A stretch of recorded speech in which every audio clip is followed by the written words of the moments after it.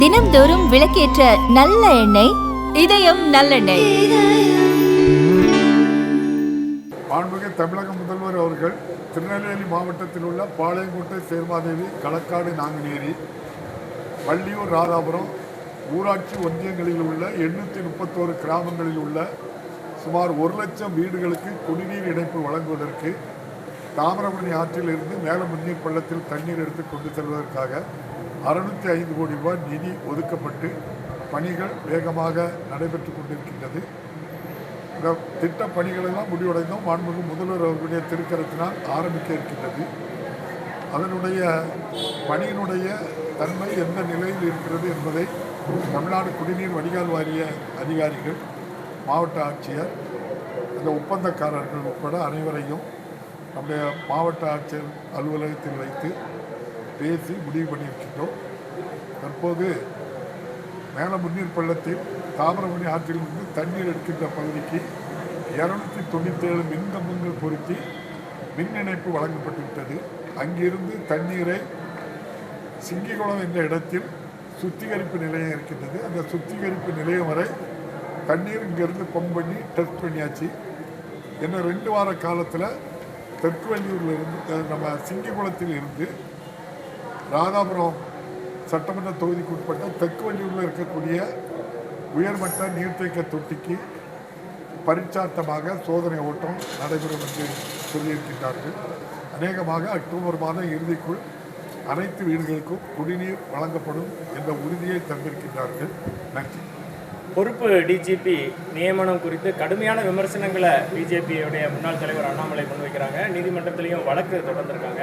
தமிழக அரசு மேலே வந்திருக்க இந்த இதை எப்படி பார்க்குறீங்க சார்? பொறுப்பு டிஜிபி நியமனம் சரியானதா? தமிழக அரசை பொறுத்தளவில் எந்த நியமனங்களாக இருந்தாலும் விதிக்கு புறம்பாகவோ அல்லது சட்டத்துக்கு புறம்பாகவோ ஒருபோதும் செயல்பட மாட்டார்கள். இது போன்ற பணி அமர்த்துவதில் சரியான முடிவு தான் நம்முடைய மாநில முதல்வர். ஏற்கனவே கிட்டத்தட்ட 6 மாதத்துக்கு முன்னாடி அதற்கான தயாராக இருக்கணும், ஆனால் பண்ணலன்னு சொல்லி எடப்பாடி பழனிசாமி பேசியிருக்கேன். 3 பேரை அனுப்பியிருக்கணும். நான் அரசியலுக்காக சொல்லலை, அவரை பணி அமர்த்தினதில் எந்த விதமான விதி மீறலும் இல்லை. நீங்கள் ஒன்றிய அரசு நீங்கள் பார்த்தீங்கன்னா இப்படி 100 விஷயங்கள் சொல்லலாம். நீங்கள் கேட்பீங்களான்னு தான் தெரியல. ஈடிக்கு ஆள் போட்டிருக்கேன், எப்படி ஆளை போட்டிருக்கு. தேர்தல் கமிஷனில் போட்டிருக்கேன், எப்படி அந்த ஞானேஷ்குமாரை எப்படி போட்டிருக்கீங்க, அவர் என்ன பணியெல்லாம் செய்கிறாங்க. ஈடியில் ஒருவர் எத்தனை வருஷம் எக்ஸ்டென்ஷனாக பணி நீட்டிப்பு கொடுத்தீங்க. உச்ச நீதிமன்றமே எவ்வளவு கண்டிப்பு கொடுத்துருந்து பார்த்தீங்களா? அந்த வகையில் பார்த்தீங்கன்னா நீதிமன்றம் இருக்காங்க. நீதிமன்றம் தமிழக அரசு செய்த முடிவு சரின்னு சொல்லுவோம். தமிழ்நாட்டில் சாதி வன்கொடுமைகளே நடக்கலை அப்படின்னு சொல்லியிருந்தீங்க. அது குறிப்பாக திருநெல்வேலியில் எந்த ஒரு சாதி வன்கொடுமை இல்லைன்னு கடந்த மார்ச் மாதம் ப்ரெஸ் மீட் சொல்லியிருந்தீங்க. ஆனால் லாஸ்ட்டு 6 வருஷத்தில் திருநெல்வேலியில் மட்டும் 633 PCR வழக்கு பதிவாயிருக்கு. இது ஆர்டிஏ அம்பலப்படுத்திருக்கு சார். எப்படி பார்க்குறீங்க? அதில் ஒன்றும் தப்பு இல்லை. நீங்கள் தானே சார் சொல்லி நடக்கவே இல்லைன்னு சொல்லி. ஒன்றும் தப்பு இல்லை. ஒரு இது நடக்கலை. ஜாதி பிரச்சனை வந்திருக்கு அப்படின்னு சொன்னால் ஒரு ஜாதிக்கும் இன்னொரு ஜாதிக்கும் பிரச்சனை இருக்குது. இது என்ன எப்படி ஏற்றாங்க அப்படின்னா அதுக்கு ஒரு பிசிஆர் படுகொலை கூட சொல்றாங்களா? பிசிஆர் படுகொலை ஒவ்வொரு மர்டருக்கும் ஒவ்வொரு கிரைம்ல ஒரு பேர் இருக்கு. அதைத்தான் போட்டிருக்காங்களே தவிர எந்த இடத்துல நீங்க நினைக்கிறபடி கூட ஜாதி முதல் தானே சார் கடந்த 1 வாரத்துக்கு முன்னாடி கூட அப்படின்னு நீங்க சொல்றீங்க. காவல்துறை அது படிச்சுட்டு இருக்க பையன்களுக்குள்ள பிரச்சனையை நீங்க தோண்டி துருவி அவருக்கு என்ன ஜாதின்னு சண்டை போட்டவருக்கும் தெரியாது, 2 பேருக்கும் தெரியாது. அந்த ரீதியில் அவங்க பண்ணலை. ஒரு வகுப்பில் படிக்கிற பையன்களுக்குள்ள பிரச்சனை இருக்கும். அது கொஞ்சம் வலுவாட்டு ஒருத்தருக்கு தள்ளியிருப்பாங்க, பேசியிருப்பாங்க. அது ஒன்றும் வெள்ளை சட்டை போட்டு வந்தாலே அடிக்கிறாங்கன்னு பிரஸ் மீட்டே கொடுத்துருக்காரு சார் பாதிக்கப்பட்ட பையன். நான் சொல்றது நீங்கள் கட்டிடுங்க.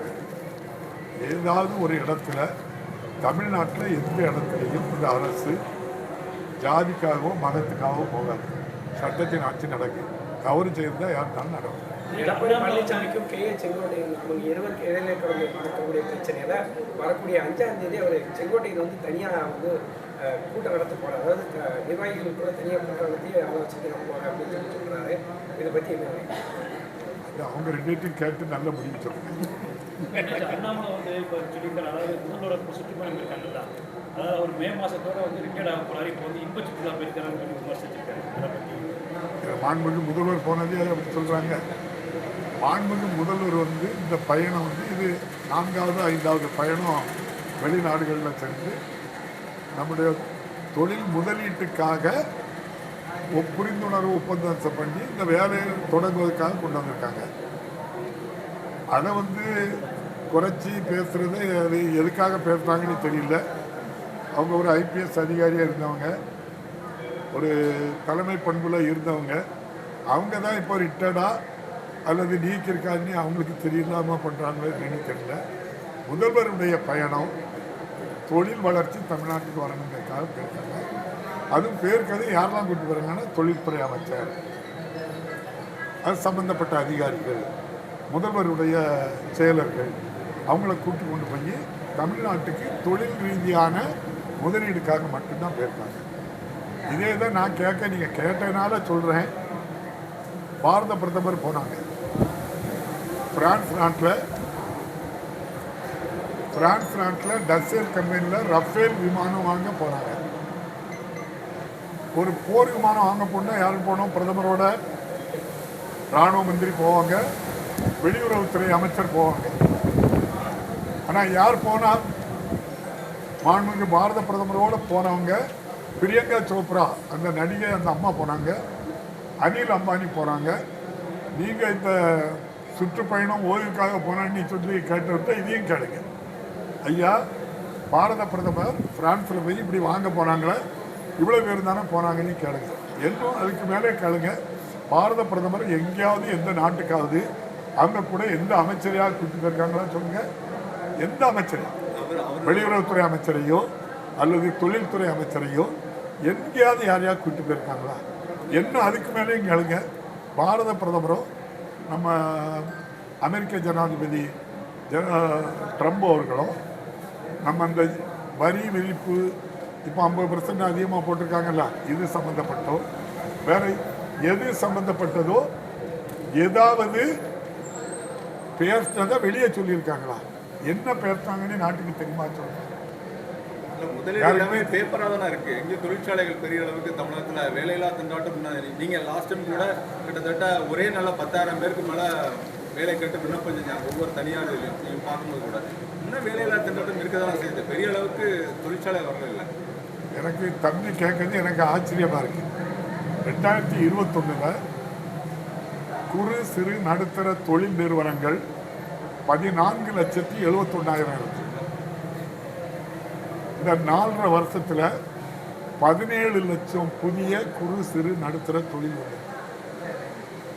குறு சிறு நடுத்தர தொழில் எப்படி வரும்னா, பெரும் தொழில் வந்துட்டானா அதுக்கு இணையாட்டு இது வரும்.